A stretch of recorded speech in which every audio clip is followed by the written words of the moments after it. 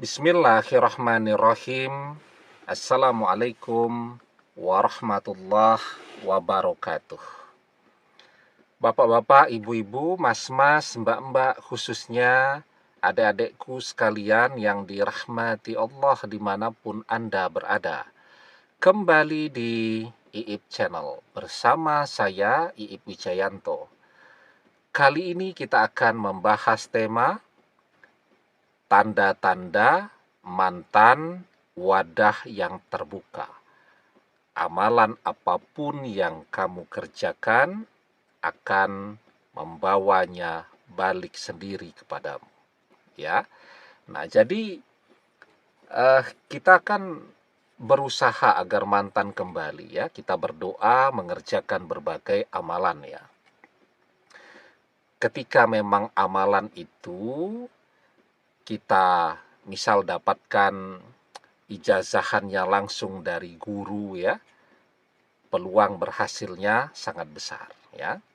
Nah, kemudian amalan itu juga kita berikan energi di situ agar amalannya bergerak. Saya sering mengatakan bahwa yang namanya doa itu naik gerakannya itu vertikal, sementara kalau amalan itu gerakannya horizontal ya. Jadi kalau doa itu naik ke pintu langit, maka penting sekali untuk melihat kapan waktu-waktu pintu langit sedang terbuka agar doa itu cepat terkabul ya. Maka di dalam sebuah hadis kita diajarkan idza nudiya bis sholati futihat abwabus samai wastujibat du'a. Apabila azan telah dikumandangkan, maka pintu-pintu langit dibuka dan doa diijabah. Nah, jadi itu salah satu waktu di mana pintu langit terbuka untuk waktu yang tepat kita berdoa. Nah, itu kalau doa naiknya vertikal. Bagaimana doa ini agar naik ke pintu langit? Kita membaca sholawat. Ya, inna doa mauqufum bainas sama iwal ardi la yas'adu minhu say'un hatta tusolli ala nabika sallallahu alaihi wasallam. Sesungguhnya doa itu diam di antara langit dan bumi, tidak naik ke atas hingga engkau membaca sholawat untuk Nabi Shallallahu Alaihi Wasallam. Nah, itu doa ya. Sekarang bagaimana kalau amalan? Kita sudah dapat nih amalan ya dari ijazahan langsung dari guru kita, dari ustadz kita. Yaitu tadi sama, agar amalan itu bergerak dari kita kepada mantan yang kita cintai, maka amalan itu kita berikan energi ya. Kita baca sholawat setiap mengerjakan amalan. Nah, mantan atau orang yang kita kirimi amalan, itu ada yang jenisnya wadah yang tertutup dan wadah yang terbuka. Oh, ini ada mereknya nih ya. Ini harus ditutup nih, nanti tidak dibilang sponsor ya. Ketika mantan itu wadah yang tertutup. Nah, ini tertutup nih. Ya. Kita kirimi amalan. Nah, misalnya ini ya. Nah, wadah yang tertutup begini kita tuangkan amalan begitu, kan tidak masuk dia. Ya. Biarpun amalan itu sudah berada di sekitar dia, tetapi dia wadah yang tertutup. Tetapi ketika mantan itu adalah wadah yang terbuka, ya. Nah, ini terbuka. Kita kirimkan amalan, ya, amalan apa saja yang kita mendapatkan ijazahan dari guru kita. Nah, kita masukkan tuh, ya, amalan itu begitu terus ya dengan sabar itu sampai kemudian amalan itu penuh ya. Nah, itu penuh ya. Tuh.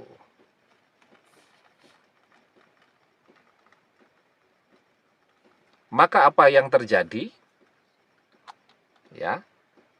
amalan itu akan membawa mantan kembali. Jadi energi dari amalan tadi akan menguasai diri mantan, ya, sehingga mantan akan kembali kepada kita sesuai dengan apa yang menjadi ciri khas kekuatan dari amalan itu tadi. Nah, maka penting tuh untuk mengetahui mantan ini sesungguhnya wadah yang terbuka, ya, atau wadah yang tertutup. Jadi ada 3 ciri-ciri yang bisa kita lihat. Kalau mantan ini wadah yang terbuka, ya, artinya sebuah amalan itu bisa bekerja dengan cepat, ya, ketika wadahnya tadi memang terbuka. Yang pertama, ciri-cirinya, mantan itu adalah orang yang malas ibadahnya, ya. Kalau dia rajin dan tekun ibadahnya, maka dia akan menjadi wadah yang tertutup, ya. Sehingga kita kirimkan amalan sekuat apapun, karena dia tekun ibadah, orang tekun ibadah itu secara otomatis, ya, ibadah itu akan menjadi pagaran, ya, menutup berbagai kelemahan-kelemahan yang ada pada dirinya, ya. Nah, sehingga dia tidak mudah dimasuki oleh sebuah amalan. Maka ini penting nih, ketika ini mantan ini adalah wadah yang tertutup. Kapan amalan itu bisa masuk ke diri mantan? Ya ketika mantan sedang pagarannya terbuka. Ya ketika mantan sedang lengah, ya. Tapi kalau dia ibadahnya tekun, ya memang cukup sulit juga. Apalagi kalau dia laki-laki nih yang mengerjakan amalan wanita. Misal orang banyak mengerjakan amalan di malam hari dengan harapan orang yang dikirimi amalan tadi sudah tidur, ya. Tapi kalau dia ibadahnya tekun, dia sebelum tidur mesti berdoa. Pagarannya juga sama kuatnya, ya. Sementara kalau laki-laki dia tidak mengalami siklus menstruasi dan seterusnya, dia akan ibadah terus. Nah, kalau yang wanita masih ada, ya. Misal suami istri itu bercerai, nah, suaminya menginginkan istrinya untuk balik kepada dia, namanya suami istri kan, suaminya juga sudah tahu biasanya siklus haid istrinya dari tanggal 21 sampai tanggal 27 misal gitu. Ya. Nah, pada waktu itu tuh, ya ketika dia sedang haid kan otomatis dia tidak mengerjakan sholat, tidak puasa sunnah, dan seterusnya. Artinya wadahnya sedang terbuka. Nah, pada saat itulah suami tadi menumpahkan amalannya. Dan di situ amalan tadi bisa masuk, ya. Jadi cirinya yang pertama, mantan itu adalah orang yang ibadahnya malas. Ya, kalau orang ibadahnya malas, dia tidur pun ya asal tidur saja, tidak pakai berdoa terlebih dahulu kan. Kalau mantan itu adalah orang yang ibadahnya tekun, kan dia tidak bakal mengkhianati kita. Kan itu saja keywordnya, kuncinya. Kenapa dia mengkhianati kita? Ya karena dia adalah orang yang ibadahnya malas, ya, tidak pernah belajar agama, tidak pernah belajar tentang kesetiaan, dan seterusnya, dan seterusnya. Maka dia mengkhianati kita. Karena dia mengkhianati kita, ya, dan dia adalah orang yang malas ibadahnya, dia tidak punya pagaran, maka ketika amalan itu kita kerjakan, maka amalan itu bisa masuk semua dan menguasai diri mantan, energinya. Nah, sehingga mantan bisa balik sendiri.